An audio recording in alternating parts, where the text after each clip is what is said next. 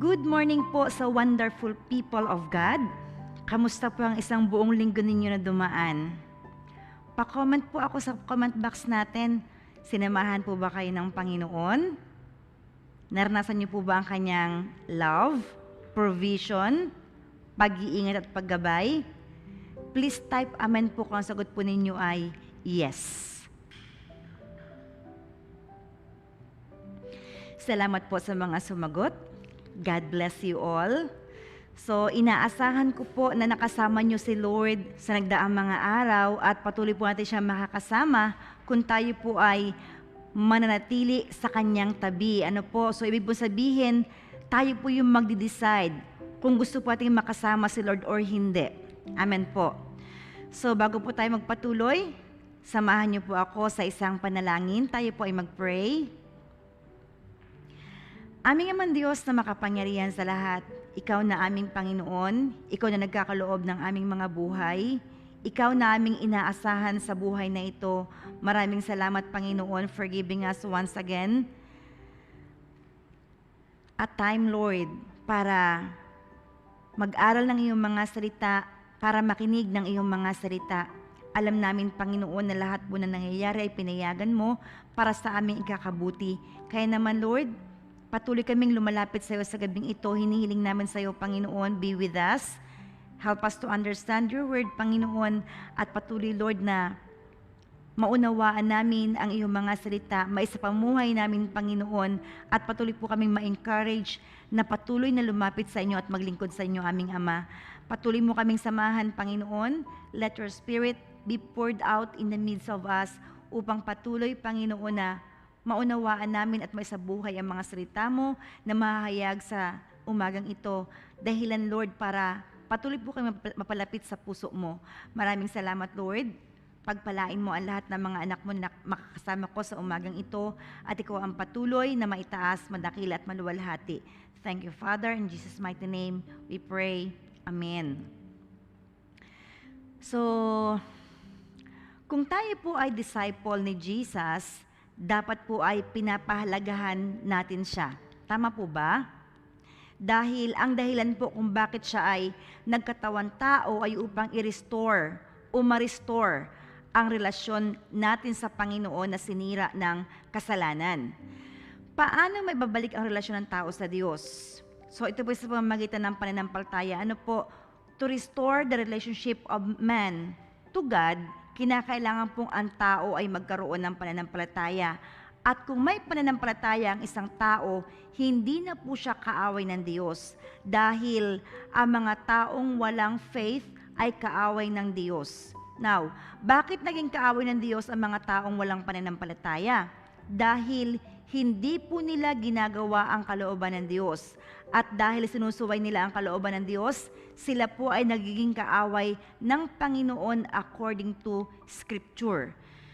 Ulitin ko po, ang isang taong walang pananampalataya ay kaaway ng Diyos. At ang lahat po ng kaaway ng Diyos ay walang magagawa sa kanyang banal na harapan. Sa ating pamumuhay bilang mga mananampalataya, ang greatest challenge po natin kinakaharap ay ang pera at ang ating mga pag-aari. Kumbaga, ang pera at pag-aari po natin ang pwedeng maging hadlang sa ating paglapit sa Panginoon. So, basahin po natin ang Matthew chapter 6, 19 to 21. Ano po, sabi po dito, huwag kayong mag-impok ng mga kayamanan dito sa lupa.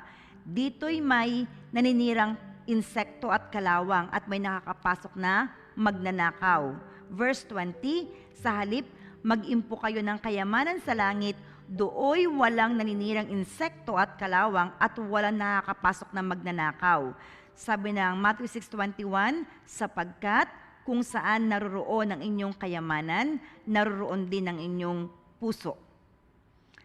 Sa ating pong binasa, ipinapakita paano po natin ihahandle ang pera at ang ating mga pag-aari kasama ang ating pananampalataya. Sa maikling pananalita po, pwedeng sambahin natin ang ating kayamanan o sumamba tayo sa Panginoon kasama ang ating kayamanan. Kung sabihin niyo sa akin, Pastora, hindi naman kami mayaman. Ganito po yun. Kung ano po yung binibigyan natin ng malaking oras sa buhay natin, yun po ang ating kayamanan. Nais po ng Diyos na maging tapat tayo sa Kanya. Sa ating binasang talataan, Jesus talks about earthly treasures, treasures in heaven, and treasuring Him. So ano ba yung treasures on earth? In general po, ang kayamanan po sa mundo ay money and possessions, or yung atin po mga pag-aari. Ang earthly treasures, yung mga nahahawakan mo like cash, clothes, cars, and the things you cannot touch like online banking, bitcoins, at kung ano-ano pa pong nauuso ngayon ng mga online na pinagkakakitaan. Ano po? Hindi naman po sinabi ni Jesus na hindi tayo pwede magkaroon ng phone, hindi tayo pwede magkaroon ng computer, hindi tayo pwede mag-ipon ng pera. Ang sinasabi po ni Jesus, wag po tayong mag-ipon ng kayamanan sa lupa, or wag po tayong mag-focus sa mga kayamanan sa mundo at sa pagkita ng pera. Kumbaga, kung meron na po tayong hanap buhay na simple, tama na po yun. Ano po? Isang hanap buhay lang. Ano po? Wag na po tayong, kumbaga ay, wag po nating ubusin ang ating lakas ng katawan sa pagkita ng pera kasi po ay napapagod ang katawan. Kumbaga, kung meron na pong pambili ng pagkain at inumin, nakakaipon na po ng paunti-unti, that's enough. Focus na po tayo sa Panginoon dahil kung mag-iisip po tayo ng pagkita ng pera, mawawala na po tayo ng time sa pag-pray, sa pag-read ng Bible, sa pag-church. Bakit? Kasi po, nagiging abala na po yung ating buhay. Ano po? So maraming pinupuntahan, pagod na, pag-uwi ng bahay, plastado na. Hindi na kayang manalangin, hindi na kayang magbasa ng Biblia, hindi na kayang manood ng Sunday service or ng midweek service. Ano po? So ano ba yung kayamanang makalangit? Kapag atin po sinabing kayamanang makalangit, ang naiisip po natin ay tithing, sharing with others, at ang pagiging generous o mapagbigay. Totoo naman po yan. Biblical po yan. Ano po? Pero ito po kasi sinasabi ng Lucas 12:33. Sabi po dito, sabi po ni Jesus, ipagbili ninyo ang inyong ari-arian at ipamahagi sa mga dukha ang pinagbilhan. Gumawa kayo ng mga sisidlang hindi naluluma at mag-ipon kayo sa langit ng kayamanang hindi nauubos. Dooy walang magnanakaw na pumapasok at insektong sumisira. Dito po ini-encourage tayo ni Jesus, tayo as His followers, na ibenta, ibenta ang ating mga pag-aari at itulong sa mga nangangailangan. Pastora, applicable pa ba yun? Sa sa New Testament naman sinabi ni Jesus, kumbaga nun pang unang panahon sinabi ni Jesus, kung kinakausap po tayo ng Panginoon na gawin ang mga ganitong bagay, gawin po natin. Ano po? Kasi ako po naniniwala na kahit na po kinuhaan tayo ng Panginoon o hiningan po tayo ng Panginoon, kaya po tayong bigyan ng Lord ng mas higit pa. Kunyari, nagbigay ka sa Panginoon 1,000, alam mo ba na doble ang balik niyan? Pwede gawin ng Lord ng 2,000 yan. Humingi sa Lord ng 10,000, pwede pong gawin ng Panginoon 20,000 ang balik sa'yo. Ano po? Bakit? Minsan may mga pagkakataon, humihingi ang Panginoon sa isang tao dahil tinitest niya po ang pananampalataya nito at ang pagsunod nito. Ano po? So, Pastora, applicable pa ba yan? Yang binasa natin, yung nasa Lucas 12:33 sa ating kapanahunan. Kagaya po ng sinabi ko kanina, kung kinakausap ka ng Panginoon, hinihingan ka ng Panginoon, say yes, ibigay mo, kasi naniniwala po ako may dahilan ang Panginoon kung bakit po siya humihingi sa atin. Ito po lagi ko po ito sinasabi sa mga nakakausap ko na kinakausap ng Lord para magbigay. Ano po, kailanman hindi po ng Panginoon huhubaran ang kanyang mga anak. Ano po, so hinihingan tayo ng Panginoon to test our faith and to test our obedience. Okay? Kung wala naman pong sinasabi si Lord, kung wala naman sinasabi ang Panginoon, ang pagtulong po ay bunga ng pananampalataya natin sa Panginoon. Kapag tayo po ay na-born again, kusa pong lumalabas sa ating puso ang kagustuhan na makatulong sa ating kapwa because ang pagtulong po sa kapwa ay bunga ng pag-ibig. So ano bang sabi ni Jesus? Magbigay tayo sa mga tao na hindi tayo kayang bayaran. Kasi kapag ginawa po natin ito, si Jesus po ang bahalang magbayad sa atin. Sabi nga po ng Kawikaan 19 verse 17, parang pagpapautang kay Yahweh ang pagtulong sa mahirap at pagdating ng panahon, si Yahweh ang magbabayad. Sabi naman po ng Lucas 14:13, subalit kapag ikaw ay maghahanda, anyayahan mo ang mga mahihirap, mga lumpo, mga pilay at mga bulag. Kapag ganito ang ginawa mo, pagpapalain ka. Dahil hindi man nila masuklian ang ginawa mo, ang Diyos ang magbibigay sa iyo ng gantimpala sa muling pagkabuhay ng mga matuwid. So ano pa ang paraan para makapag-impok tayo ng kayamanan sa langit? Bigyan ang hindi kakayang balikan ng ibinigay mo. Tulungan ang hindi kayang ibalik ang tulong na ibinigay mo. Sa makatwid po ay ang atin pong tutulungan, ang atin pong bibigyan yung mga taong walang kakayahan na gumanti sa ating ginagawa. At kapag ganun pong ating ginawa, ang sabi po ng Biblia, ang Diyos ang bahalang gumanti sa atin. Kung tumulong ka, let's say, nagbigay ka ng 1,000 sa isang tao na nakita mo talagang kailangan ng tulong at wala siyang kakayahan na magbayad, ang Diyos ang bahalang magbalik sa iyo ng ibinigay mo. Not exactly that amount, but pwedeng twice or thrice pa po niyan or 100% pa po niyan ang pwedeng ibigay ng Panginoon. Depende sa motibo ng ating puso at depende sa ating pagsunod at depende sa kung paano po ang ating pagbibigay doon sa taong nangangailangan. Okay? Ano po ang lesson ng 2 verse na binasa po natin from Luke chapter 13 and 14? Ano po ang lesson doon? Ibahagi sa mga nangangailangan ang anumang meron tayo.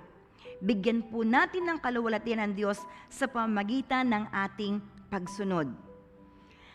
Paano po makakaipon ng kayamanan sa langit? So ito po ang sagot. Be faithfully enduring persecution. Kinakailangan po tayo ay matyaga. Kinakailangan po tayo ay marunong magtiis. Sabi po ng Mateo chapter 5 verse 11, pinagpala ang mga nilalait at inuusig ng mga tao at pinaparatangan ng lahat ng uri ng kasamaan na pawang kasinungalingan ng dahil sa akin. So kung tayo po ay nilalait at inuusig ng mga tao, pinaparatangan ng lahat ng uri ng kasamaan at ng kasinungalingan in the name of Jesus, tayo daw po ay mapalad. Sabi ng verse 12, magsaya kayo at magalak sapagkat malaki ang inyong gantimpala sa langit. Alalahanin ninyong inusig din ang mga propetang nauna sa inyo. So, nilait ka ba dahil wala kang pera? Nilait ka ba dahil born again ka? Pinaparatangan ka? Sabi po ng Biblia, pinagpala ka ng Panginoon.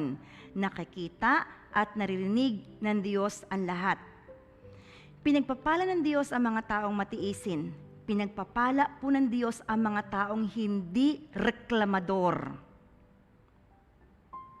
Gagantimpalaan o paparusahan ng Diyos ang tao ayon sa kanyang sinabi at ginawa. Uulitin ko po.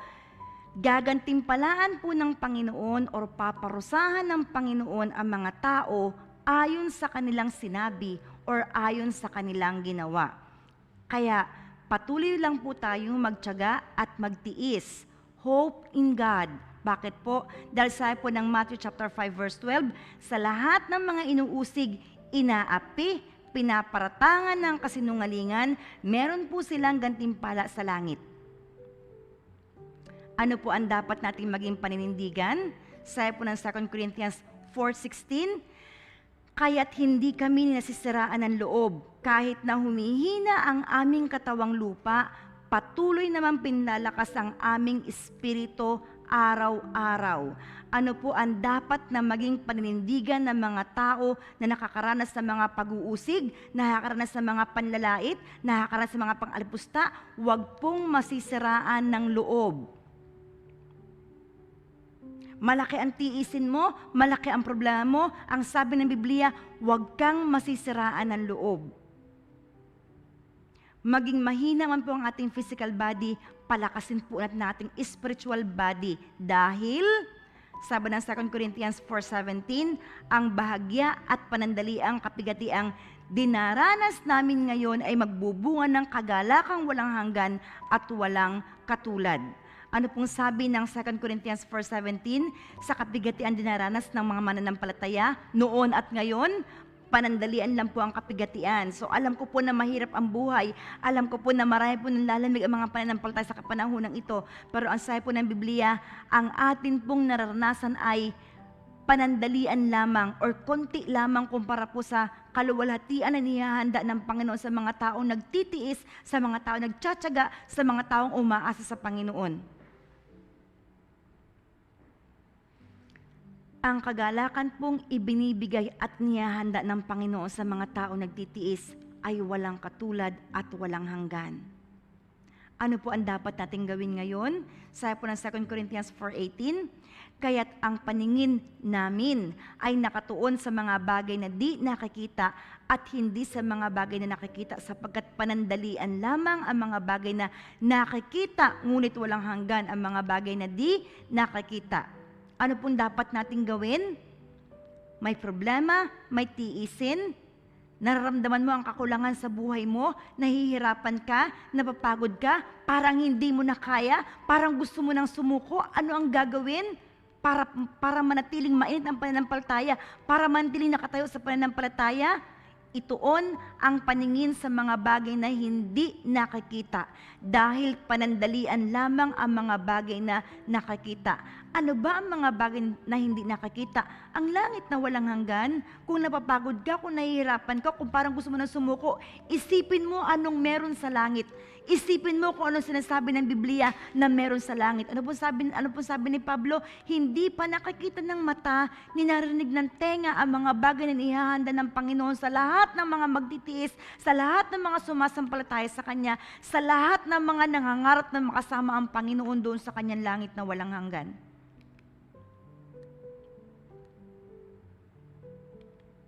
Amen. So, anong gagawain? Focus. Focus sa mga bagay na hindi nakikita. Yun po ang magbibigay sa atin ng lakas. Yung reward na inihahanda ng Panginoon sa Kanyang mga anak na umaasa sa Kanya.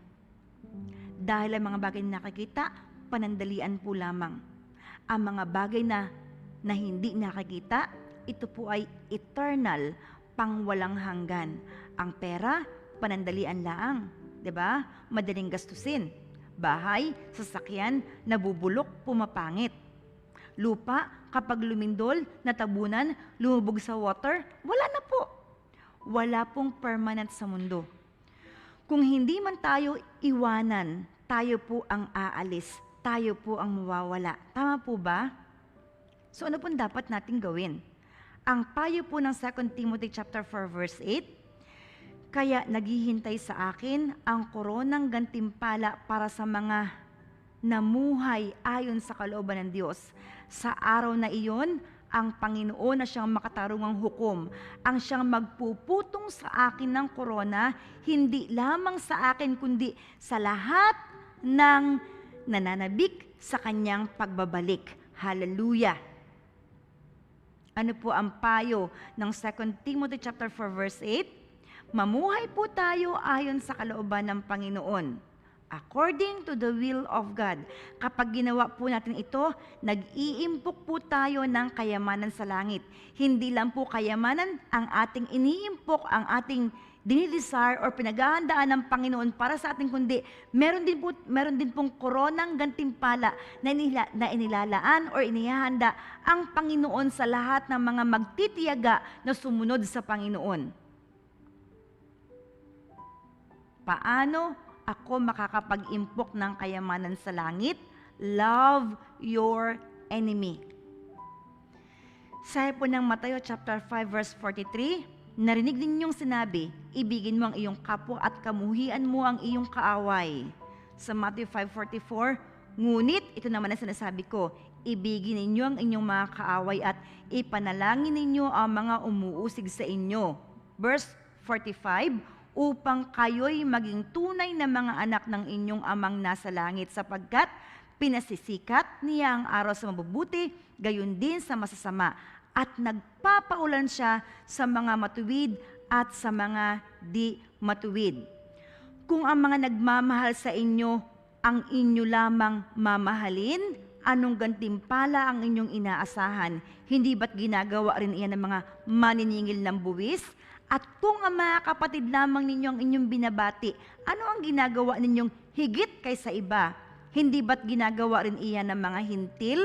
Sabi ng Mateo 5:48, kaya maging ganap kayo gaya ng inyong Ama na nasa langit. Ano pong hinihingi ng Panginoon?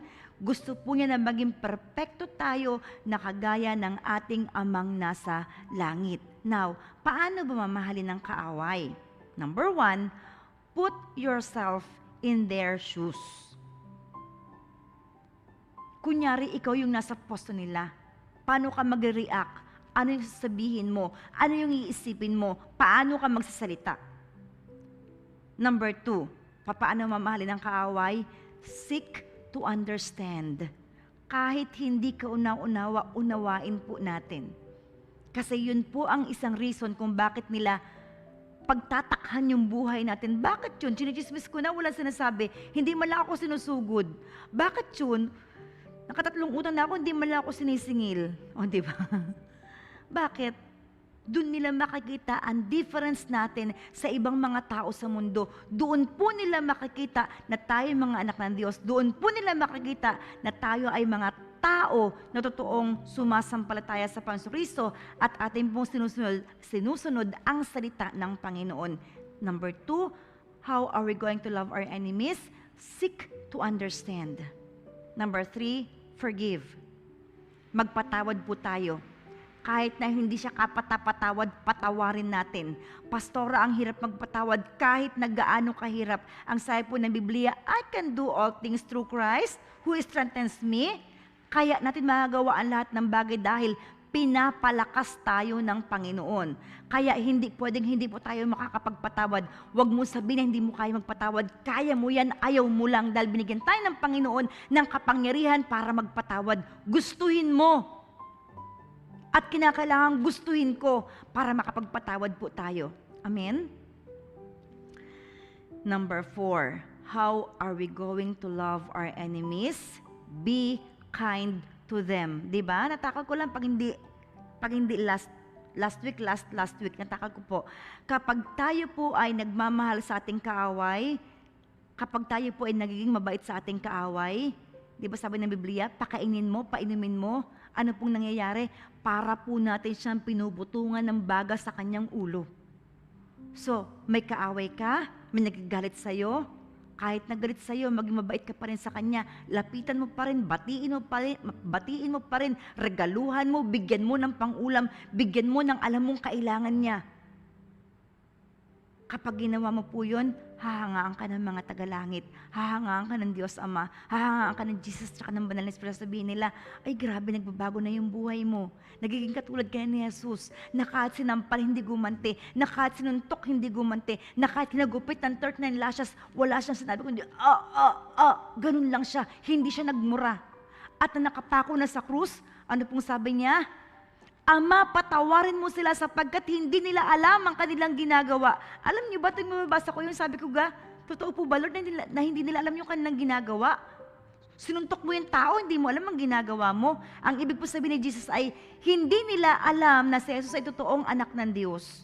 Kailan lang po nila nalaman? Nung siya po nalagutan ng hininga, nang lumindol, nang mahati ang kurtina sa templo from top to bottom, nang madurog ang mga bato, na magdilim ang buong mundo sa loob ng 3 oras, alas 12 ng tanghali hanggang alas 3 ng hapon. Doon lang po sila naniniwala talagang si Jesus ay totoong anak ng Diyos. Actually, hindi pa lahat naniwala.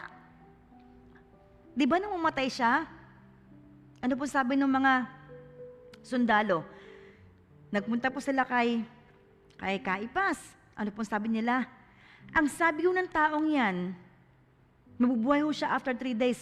Pabantayan ho ninyo sa mga sundalo. Baka ho nakawin ang kanyang mga alagad at pagkatapos ay sabihin na buhay. You see? Lumindol na, nagdilim na. Ang mga bato, nagkadurog-durog na. Yung mga nasa libingan, lumabas, nabuhay, lumabas ka ng mga libingan. Hindi pa rin sila naniwala na si Jesus ay anak ng Diyos. At kung babasahin natin ng Biblia, alam niyo ba kung ano nangyari? Yung mga nagbabantay doon sa libingan na nakakita na talagang si Jesus ay muling nabuhay, sinuhulan nila. Nang sabi nila, sabihin ninyo kapag may nagtanong, ninakaw siya ng kanyang mga alagad. At ang sabi po ng Biblia, hanggang ngayon yun po ang pinapaniwalaan ng mga Hudyo kasi yun po ang kumalat na balita. Biro niyong panloloko yan, di ba? Para ano pong ginagawa ng Panginoon? Mabait pa rin ang Panginoon sa kanila. Kasi nang sabi ng Biblia, inaaway ka, be kind to them. Maging mabait ka pa rin. Huwag mong gantihan ng masama ang masamang ginawa nila sa halip. Daigin mo ng mabuti ang masamang ginawa nila. Hirap, no? Ang hirap maging mananampalataya, no? Pero alam mo ba, kahit na mahirap maging mananampalataya, diyan po tayo bibigyan ng gantimpala ng Panginoon. At kapag tayo po'y nakakasunod sa salita ng Panginoon, diyan po tayo hahangaan ng Panginoon. Kaya nga, di ba sabi ng Biblia, we have to read the Word of God day and night para lagi nating makasama ang Panginoon para mabago tayo ng Panginoon, maganunan, ang tag doon. Masinagan tayo ng kaluwalhatian ng Panginoon para magkaroon ng pagbabago ang ating buhay. Ang ating karnal na pamumuhay ay maging spiritual. Amen. Number 5, how am I going to love my enemies? Understand that fighting won't solve any problem.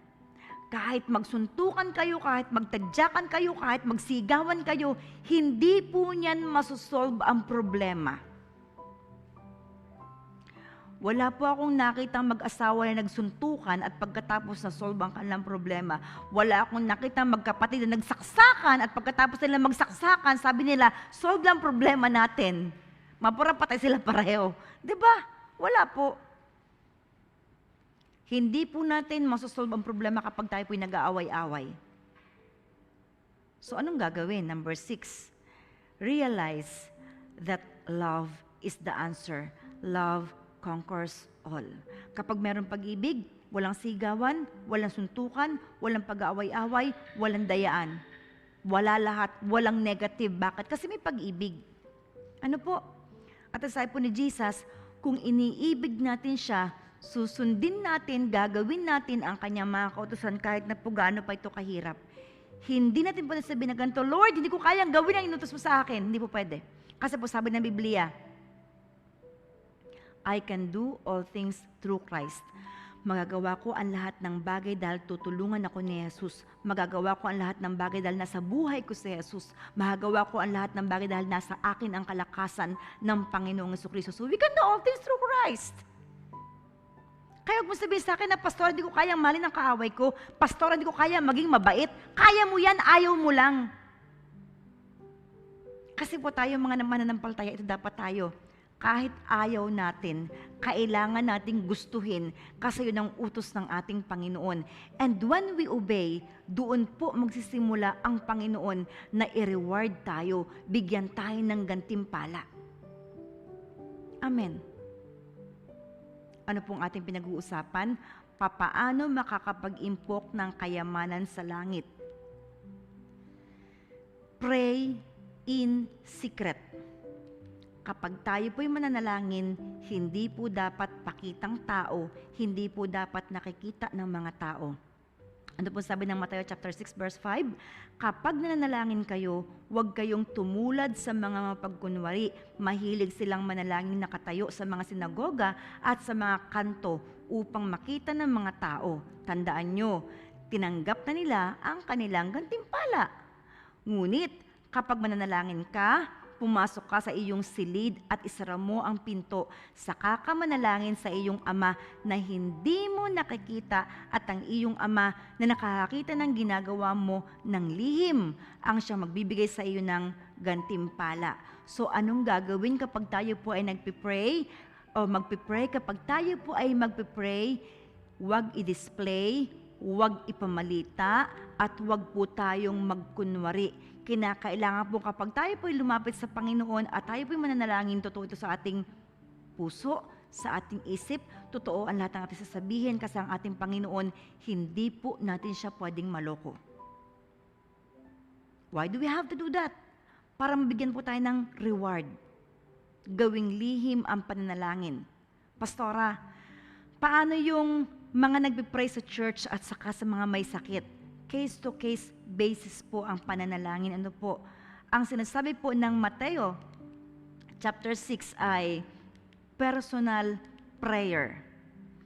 Kayo lang po dapat ng Ama ang mag-uusap. Walang nakakitang ibang tao. Kayo lang ng Diyos Ama. That is what we call personal prayer. Bakit hindi makapanalangin sa prayer meeting? Bakit hindi makapanalangin sa opening prayer ng church? Bakit hindi makapanalangin sa operatory? Kasi hindi marunong manalangin. Bakit hindi marunong manalangin? Dahil hindi nananalangin ng personal. Personal prayer is a practice. Kapag lagi ka nagpipray sa harapan ng Diyos Ama, kapag lagi ka nakikipag-usap sa Diyos Ama, kahit saan ka dalhin para manalangin, you can pray. Bakit? Praktisado ka. Amen po. Paano makakapag-impok ng kayamanan sa langit?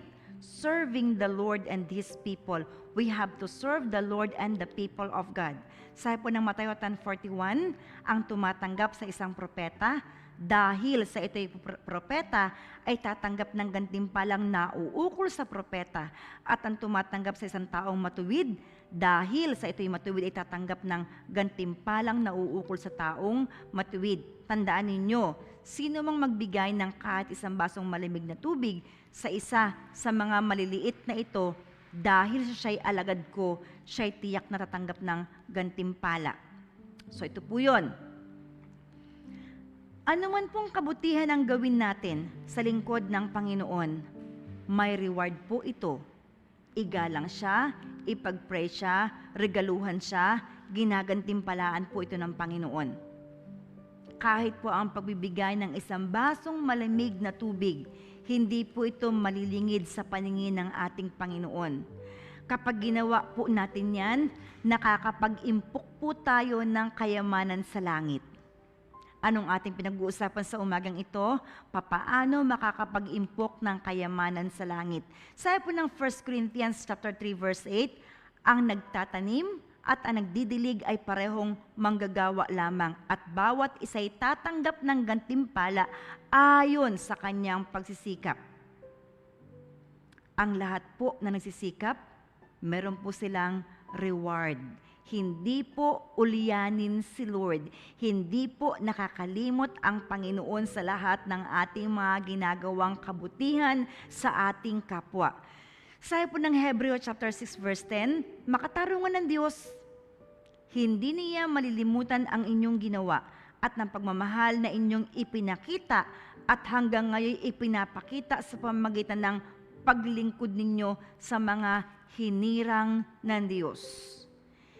Hindi lang po servants of God, hindi lang po mga lingkod ng Diyos ang dapat nating gawa ng mabuti, kundi lahat po ng hinirang ng Diyos, lahat po ng mga mananampalataya, dapat po nating gawa ng mabuti. Amen po. Pakitype nyo nga po, gagawa ako ng mabuti sa aking kapatid sa pananampalataya. Pakitype niyo po, gagawa ako ng mabuti sa aking kapatid sa pananampalataya. Actually, sabi po ng Biblia, alam niyo ba sabi ng Biblia, Priority po nating gawa ng mabuti ang ating mga kapatid sa pananampalataya. Sila muna bago tayo tumulong sa mga tagalabas. Ito munang mga nasa loob, ito munang mga kapatid sa pananampalataya ang ating tutulungan, ang ating susuportahan bago po ating suportahan ang mga tao sa labas. So, yung gantimpala po natin na matatanggap from the Lord, ibibigay po ng Panginoon sa atin, kapag nakita niya po na tayo ay namumuhay at nagmamahal na kagaya ng Panginoong Jesucristo. Paano ang isang tao magkakaroon ng totoong kayamanan? Kapag natuto po siyang mag-impok ng kayamanan sa langit. Doon lang po tayo magkakaroon ng totoong kayamanan. Kailan mangyayari? Kapag tayo po ay natuto na mag-impok ng kayamanan sa langit. We will be rewarded kapag number 1, you give, you pray and fast in private, you forgive someone, you share the gospel, you love your enemies, and you endure insults and persecutions. Alam niyo po ba na ang greatest reward ng isang mananampalataya ay ang makita ng mukhaan ng Panginoon? Sabi po ng Matthew chapter 5 verse 8, pinagpala ang mga may malinis na puso sapagkat makikita nila ang Diyos. Ano ang dapat nating taglayin para makita po natin si Lord? Ang sabi po ng Matthew chapter 5 verse 8, kinakailangan pong magkaroon tayo ng isang malinis na puso. Sabi na po ng Revelation 22 verse 4, makikita nila ang kanyang mukha at isusulat sa kanilang noo ang kanyang pangalan. Sa lahat po ng may malinis na puso, hindi lang po natin makikita si Lord. Isusulat pa po sa ating noo ang pangalan ng ating Panginoon. Tanong, bakit po ba tayo sumusunod kay Kristo? Bakit ba lahat ng sinasabi ng Biblia, sinisikap natin na masunod, pinipilit natin na masunod? Ano po bang dahilan? Kayo po makakasagot niyan. Ano po? Anong dahilan bakit tayo sumusunod kay Kristo? Sige nga po, sagutin nyo nga po, anong dahilan bakit tayo sumusunod kay Kristo? Pakitype nyo po sa comment box natin. Why do we obey Jesus? Diba sabi ni Jesus, we have to read the word of God day and night. O diba, kahit antok-antok ka pa, nagbabasa ka ng Biblia, kahit pagod na pagod ka, nagbabasa ka ng Biblia. Bakit? Bakit tayo sumusunod? Salamat po sa mga nag-type. Una, we aim for the reward. Pangalawa, gusto po natin na makasama ang Panginoon someday. Kasi kung hindi po natin susundin ang sinasabi ni Jesus, hindi po natin makakasama ang Panginoon. Pangatlo, kapag winasak ang mundong ating tinitirahan at ibinaba ng Panginoon ang panibagong mundo na atin pong titirahan, nais po natin nun tumira. Tama po ba? At marami po pong dahilan kung bakit tayo sumusunod sa Panginoong Kristo. So, ilan lang po yun. Ilan lang po yung sa mga reasons bakit natin sinusunod si Jesus. Meron pong tanong dito. May tanong ko po akong i-prepare para sa inyo. Ano po? Nabubuhay ka ba para kay Kristo dahil meron siyang magagawa at kayang ibigay sa iyo? Or nabubuhay ka para sa Kanya dahil nais mo siyang makasama? I'll repeat the question. Nabubuhay ka ba para kay Kristo dahil meron siyang ibibigay at meron siyang magagawa sa buhay mo? Or nabubuhay ka para sa Kanya dahil nais mo siyang makasama? Ano pong sagot ninyo? Pakitype po ninyo sa comment box natin. Number 1 or number 2 ang sagot ninyo. Ang number 1 po, nabubuhay ka ba para kay Kristo dahil meron siyang ibibigay sa iyo at meron siyang magagawa sa buhay mo? Ang number 2, nabubuhay ka ba para sa Kanya dahil nais mo siyang makasama? Ano pong sagot nyo? Number 1 or number 2? Ilagay nyo lang po sa comment box natin ay #1 or #2. Please type your answer in our comment section. Salamat po sa mga nagsagot. God bless you all. Next question. Pinapahalagahan mo po ba si Jesus? Yes or no? Please type your answer. Pinapahalagahan mo ba sa buhay mo si Jesus? Salamat po sa mga nagsagot.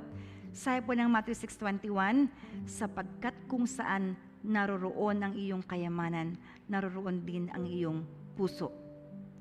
Hindi po sinabi ni Jesus na wag po tayo magtrabaho. Ang sabi po ni Jesus, kung nasaan ang kayamanan mo, naroon ang iyong puso. Alam po ni Jesus ang ating struggle. Ito po yung ating puso. Ano po ang sabi ng Biblia tungkol sa katangian ng puso? Pakitab niyo po ang sagot. Ano pong sabi ng Biblia tungkol sa katangian ng ating puso? Anong meron ang pusong ito? Bakit natin siya kaaway? Salamat po sa mga nag-type.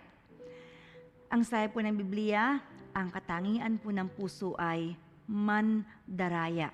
Kaya sabi ni Jesus, huwag tayong mag-impok ng kayamanan sa lupa, sa halip mag-impok po tayo ng kayamanan sa langit dahil kung ano po ang ating pinapahalagahan sa ating buhay, nakikita po yun sa ating pamumuhay.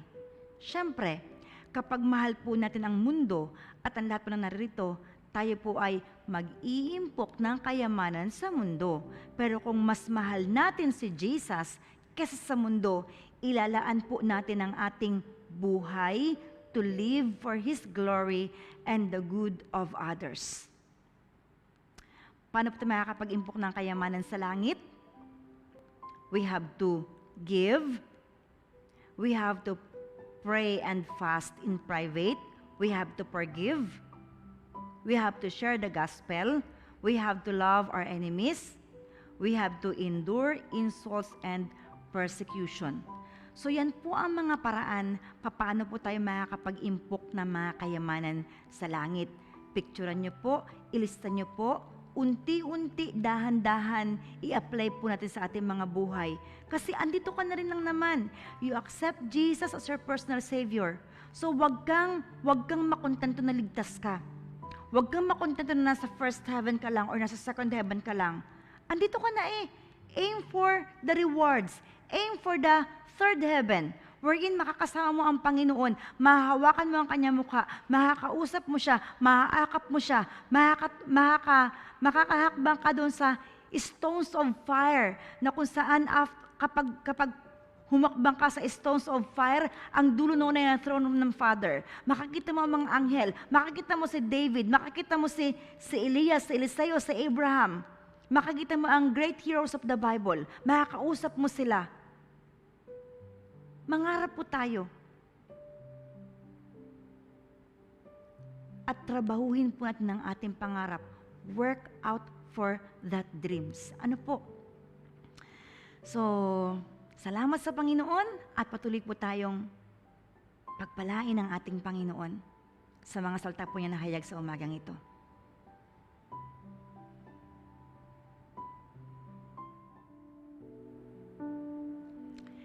Maging encouragement po sa bawat sa atin ang ating pong inawit. Ano po?